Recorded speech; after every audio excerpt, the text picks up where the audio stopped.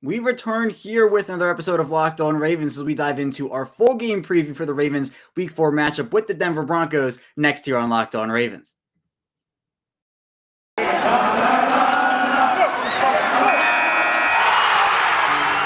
You are Locked On Ravens, your daily Baltimore Ravens podcast, part of the Locked On Podcast Network, your team every day.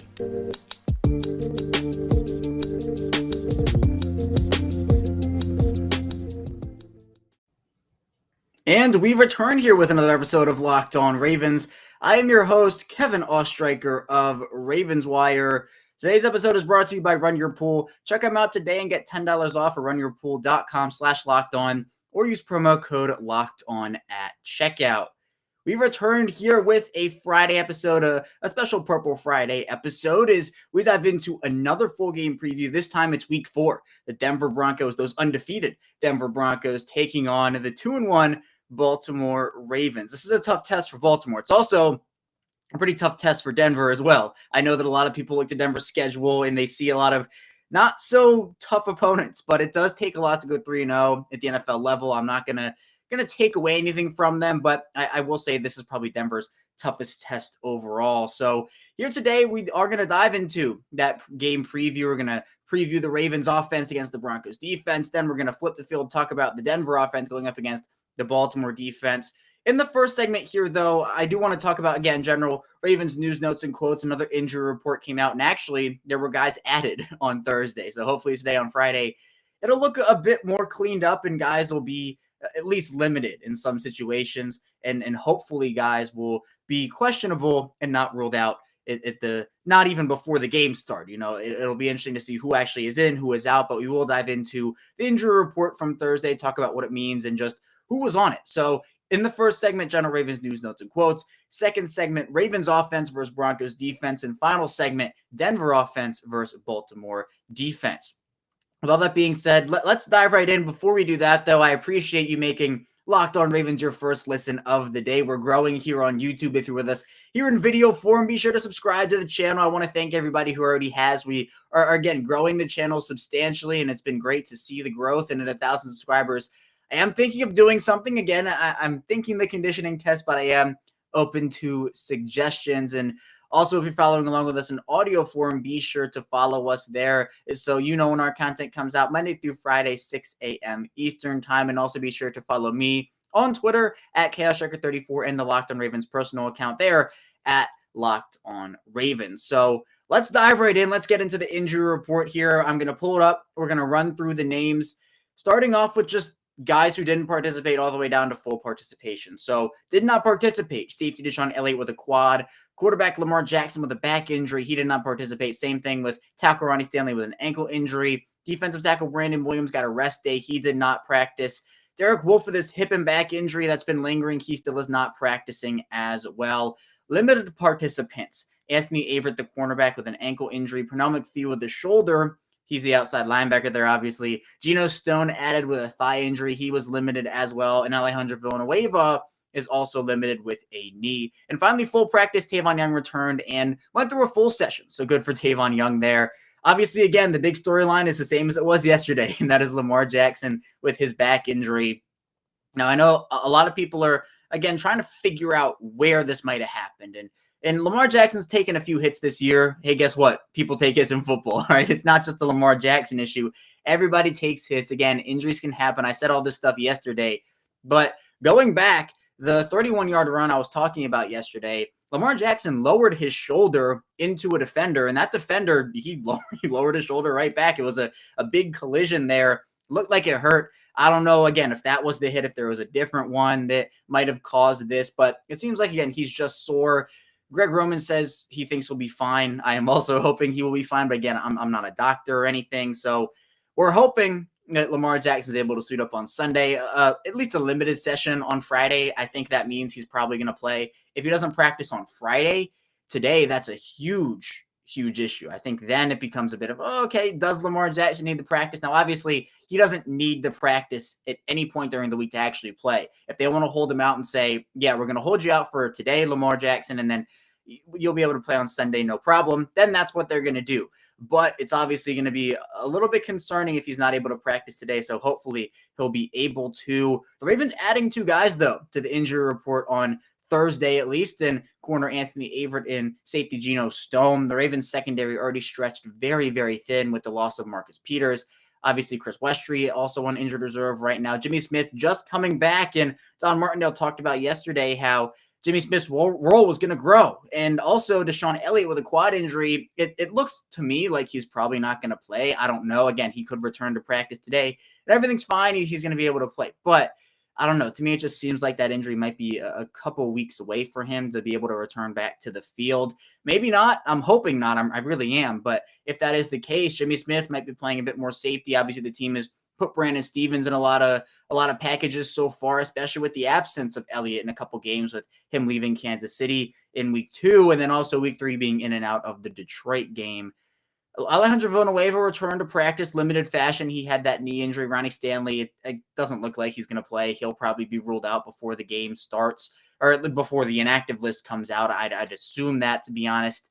Other than that, though, Pernell McPhee also returned. He had a shoulder injury. Derek Wolfe, I don't see him playing this week. Honestly, he might go on injured reserve, and I don't know if he plays this season, to be honest. I think the back injuries can be really tough to maneuver through, and also with the hip in there, two pretty serious injuries. It feels like, the Ravens could have put him on injured reserve during, or at least after cut day, and he would have missed, and the Ravens would have had that extra roster space. But the fact that they haven't, maybe they feel confident, but John Harbaugh, again, did say there wasn't really a timetable on that Derek Wolfe injury, so we'll see what happens with it. It's definitely unfortunate for sure.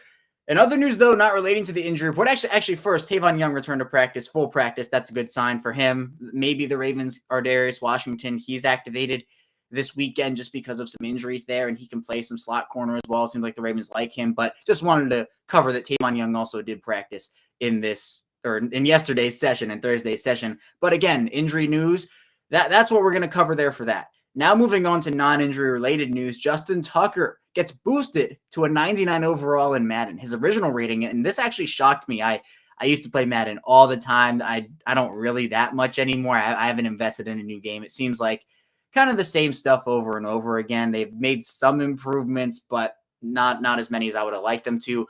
He was an 87 at first, and that kind of shocked me because I didn't know that. He's up to a 99 now because obviously his heroics in week 3 against Detroit.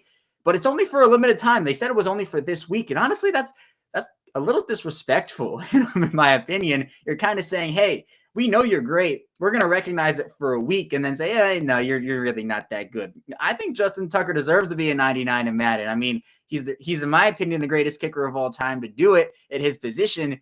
And he had a great game against Detroit. Obviously, I mean, he broke the NFL record for longest field goal. That's insanity. And you're saying, yeah, well, we're going to recognize it for a week and then just kind of quietly push you back down, and that's fine. If Justin Tucker hits a field goal in Denver in that thin air and it goes beyond those 66 yards, they might have to keep him there permanently. I think they should. I don't know why they're only making it a limited time thing, but that's what they decided, and that's what it's going to be. So, unfortunately, a limited time thing, but he is getting recognized as a 99 overall player for now, which is pretty cool in its own right.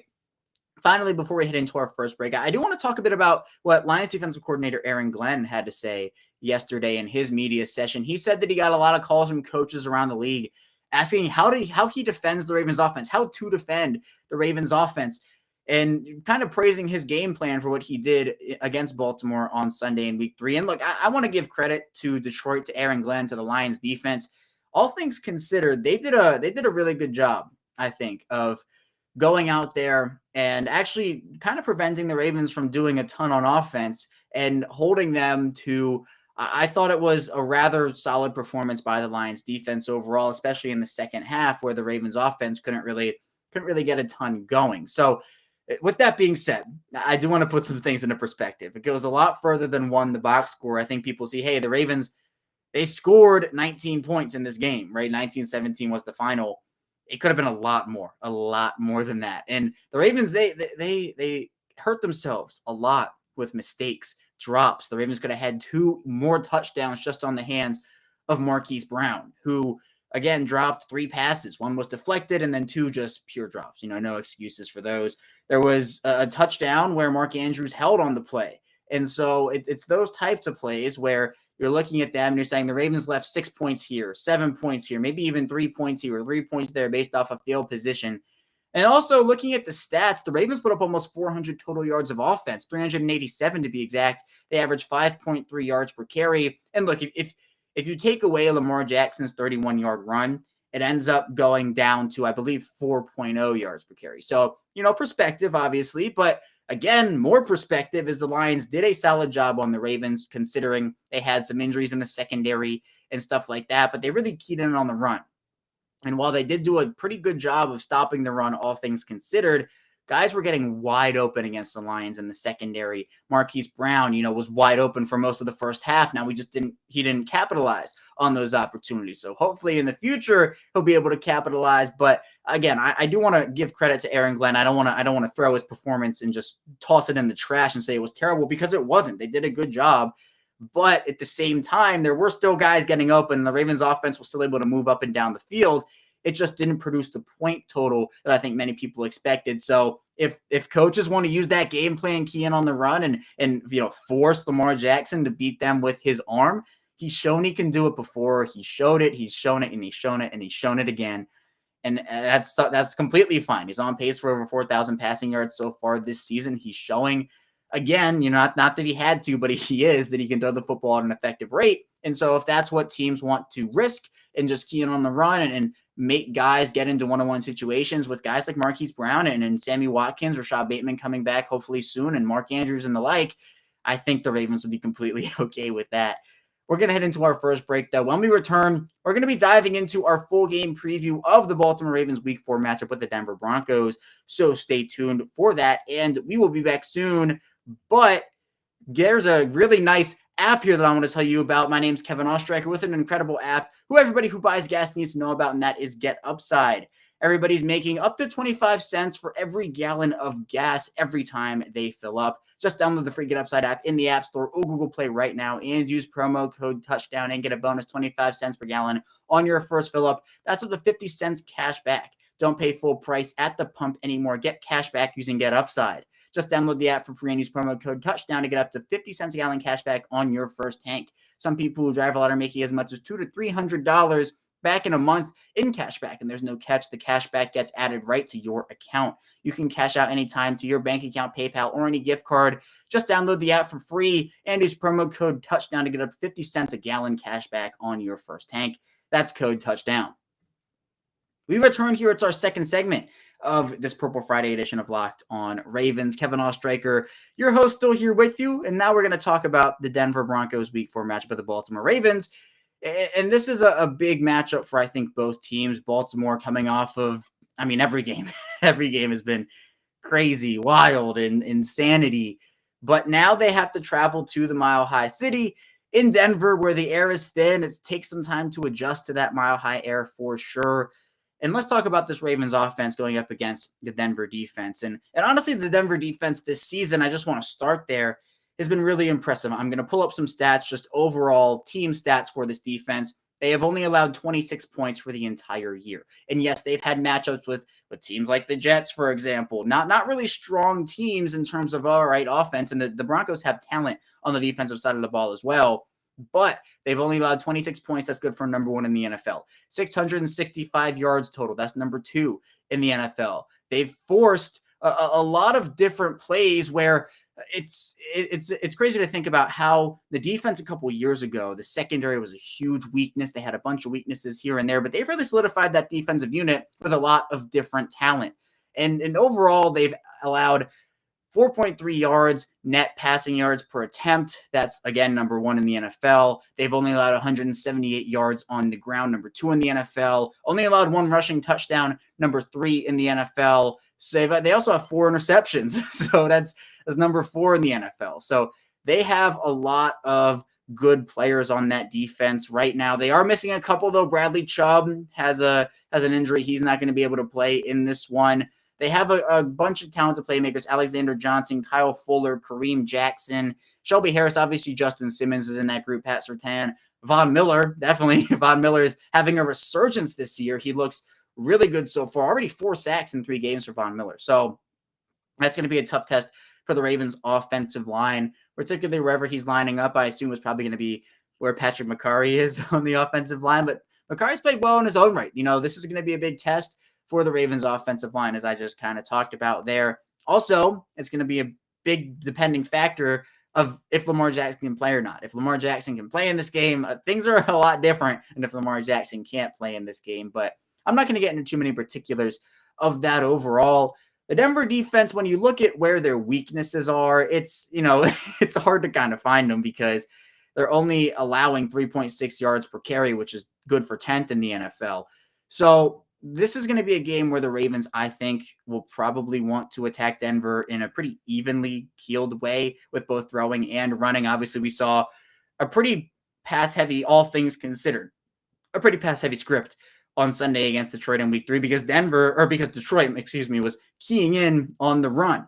Now, what did the Ravens do with that? They decided to pass the football more instead of continuously trying to run the ball down the line's throat. And that is the situation. I think we've seen a lot where the Ravens are averaging like 8 yards a carry or 7 yards a carry. And Greg Roman will move away from that in terms of just throwing the football more. And that will hurt the team because the Ravens are gashing the team on the ground, but they still just are abandoning it after having success in throwing the ball when it's not working.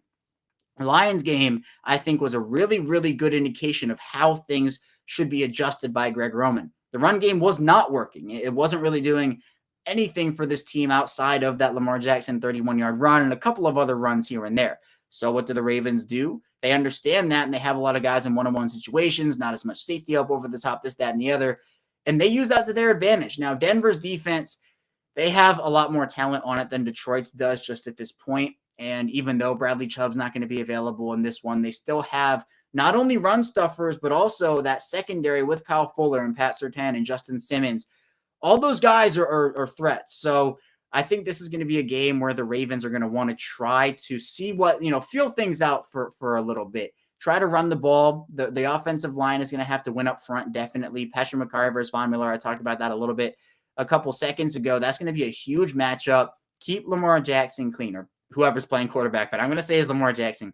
Keep Lamar Jackson clean. But we know what he can do. The scrambles, everything like that. I think he might be rolling out a bit more in this game. I'm not entirely sure, but hopefully what we'll see in this one is a bit more Tyson Williams. Williams came into week 3 averaging 6.5 yards per carry and only got 5 carries in Detroit. Now that, again, had to do a bit with game script, but early in the game, we saw Latavius Murray get carries. We saw Devonta Freeman get carries. So hopefully Williams will be able to get a few more. Now, a lot of people are asking the question, just why has Devonta Freeman and Latavius Murray kind of taken carries away from Tyson Williams a little bit? I think it's probably because of the fumbles. Cole Jackson talked about this a bit on our Wednesday show where he had that fumble out of bounds in week 1 against the Raiders. Week 2, he fumbles right next to the goal line. Now, luckily, Devin Duvernay was there to recover it and kind of take it into the end zone. But if he wasn't there, what would have happened, right? If the Chiefs recover that football, Williams might not have gotten another carry for the entire game because we know what John Harbaugh's doghouse is. So I think the Ravens will go with a pretty even split, but they have roles for their guys right now. Another key storyline is will Le'Veon Bell come up in this one? Maybe, maybe not. I don't know. But the Ravens right now, another key question, key storyline, I guess, is will Rashad Bateman play in this game? I'm personally going with no. I don't think the Ravens are going to play him. I don't think they should play him just to get him back up to game speed. This is a player who missed a good chunk of training camp, the entire preseason and the first 3 games of the regular season.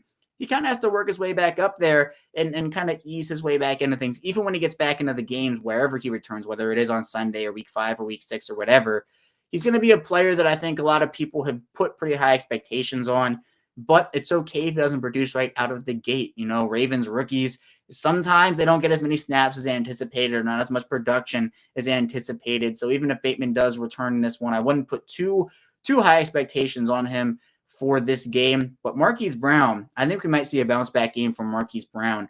He's going to be covered by a lot better people than he was in week 3, but I still think he started off the season such a dynamic way week 1, week 2, really just getting open. And we've been expecting this out of him for a little bit, right? The breakout performance, the true breakout season, where honestly, I think Marquis Brown could top 100 yards or 1,000 yards this season, which I think would be phenomenal for him. But I think also Mark Andrews has to get involved early and often in this game. We saw how he was just carving up that Detroit defense, and that's going to be part of it too. I don't think Detroit is, that Detroit game plan is going to be what Denver uses to the entire extent. But in order to stop the Ravens offense and make them a bit uncomfortable, I think teams are looking to stop the run game and still for some reason saying, hey, Lamar Jackson, beat us with your arm. And the Ravens have now put the weapons around Lamar Jackson for Lamar Jackson to say, okay, pick your poison. Is it going to be Marquise Brown? Is it going to be Mark Andrews, Sammy Watkins, when Rashad Bateman comes back? Rashad Bateman. There are a bunch of different players who can hurt a defense a lot more than in the last couple seasons where it was Willie Snead and Seth Roberts and those types of players. No shade at any of those guys, but just the talent that these Ravens players have now, or the weapons that Lamar Jackson has around him, Denver's going to have to be able to stop all of them. And even with the running backs, Lamar Jackson's done a better job at checking down, taking stuff that he sees in the flats and, not trying to force the ball too much. He's forced it a couple times. He's not excused some more criticism, but I think that the Ravens are going to have to take what the Denver defense gives them, establish their ground game early, and then use their ground game to pass on a Denver defense. Again, they've been good against the run. They've been good against the pass. They've been good everywhere. So hopefully the Ravens will be able to score more than 26 points, which is what the Denver defense has allowed throughout the entire 2021 season so far. We're going to head into our final break now. When we return, we're going to be diving into how the Baltimore defense matches up with the Denver Broncos offense. So stay tuned for that. But did you know that Built Bar has so many delicious flavors? There's something for everyone.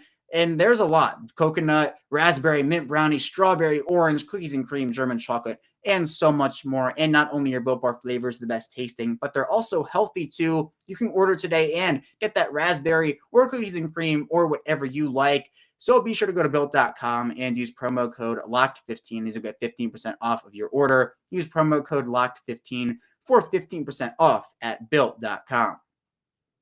We return here. Our final segment of this Purple Friday edition episode of Locked On Ravens. Kevin Ostreicher, your host, still hanging out with you here. Let's talk about this Ravens defense, though. A Ravens defense that honestly has not been amazing to start the year.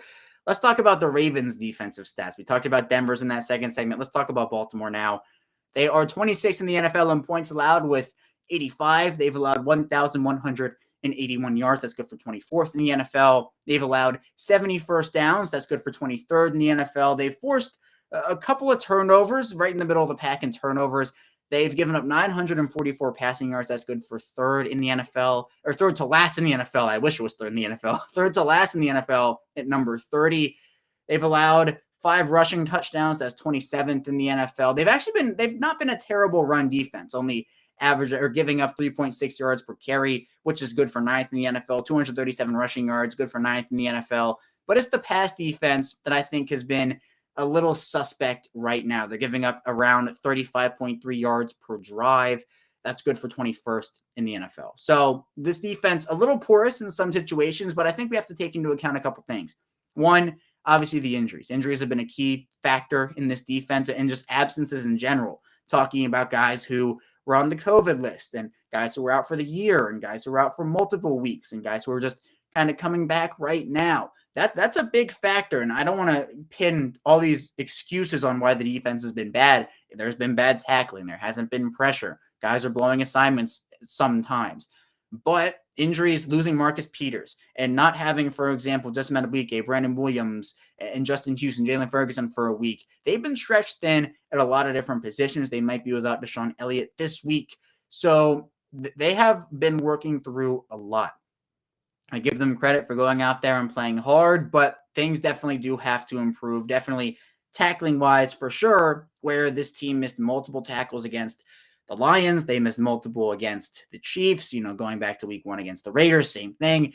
So they're going to have to be big performances. I think Patrick Queen is a key player to watch in this one. Same thing with Malik Harrison. The Ravens signed Josh Bynes to the active roster, so now they have a clear veteran option, and Chris Board is there too, and Kristen Welch too, but Now they have Bynes, who is a clear veteran option. If Queen is struggling or Harrison is struggling, they can put in Bynes. And Bynes has a bit different of a skill set than both those players. He's not as fast anymore, doesn't have that sideline-to-sideline speed that Patrick Queen has, but he's still solid veteran who knows his way around the field for sure. But I do want to start off with the Ravens and their defensive game plan, because a lot of people are going to just say blitz, blitz, blitz, blitz, blitz. And I think they are going to blitz, but Teddy Bridgewater has been one of the most efficient quarterbacks in the NFL through 3 weeks against the blitz. I believe the numbers are 19 for 22 against the blitz so far this year. Now, there's a bit of a difference between a regular NFL blitz, like for whatever team it is, whoever, and a Ravens blitz. The Ravens blitz schemes are so exotic. I'd call them the most exotic in the NFL. You really, truly, for the most part, can never tell what's going on with these blitzes. Now, it's easy to kind of identify, but the Ravens are putting 7, 8, 9 guys at the line. They're sending guys off of the edge. They're, DB blitzes, safety blitzes. And now with the Ravens having it off at Owe, being a guy who stepped up, Justin Houston, now returning, if the Ravens decide to send 6, 7 guys, it could force Bridgewater to make a couple mistakes. Now, Bridgewater himself, Teddy Bridgewater, has had a great start to the 2021 season. He's completed 73 of 95 passes, 827 yards. That's good for 8.7 yards per completion there. 4 touchdowns, no interceptions. So he's been on this year. And Denver's also dealing with some injuries on their offense as well. Jerry Jeudy's out for a long time with a pretty gruesome injury. KJ Hamler, another wide receiver, now down for the year with a torn ACL. Dalton Reisner, a tackle, did not practice on both Wednesday and Thursday. Same thing with Graham Glasgow. So they have a lot of injuries up on their offense, but the Ravens also have been dealing with injuries. So it's almost like the injury bowl in a way. And in no way are the Broncos' injuries comparable to what Baltimore is going through or has gone through so far. But injuries are not just a factor for the Ravens. They're a factor for every single team. Denver has weapons, though. Still, without Jeudy, without Hamler, Noah Fant. Let's talk about these Ravens tight end matchups they've had over these first 4 weeks, because, man, it's been brutal. They had Darren Waller in week 1, Travis Kelce in week 2, TJ Hawkinson in week 3, and now Noah Fant in week 4. Against Darren Waller and Travis Kelce, not so great in weeks 1 and 2. TJ Hawkinson, good results in week 3, but now Noah Fant is the next guy. They have Cortland Sutton, former Raven. Tim Patrick is a wide receiver. They have a nice backfield with Melvin Gordon and rookie Javonte Williams. So their weapons all around Teddy Bridgewater, not to mention Bridgewater himself is a really good quarterback. But this is a defense that is getting back those reinforcements. Now, obviously, Elliott being out would not be ideal for them. They'd have to kind of work around what they'd want to do there.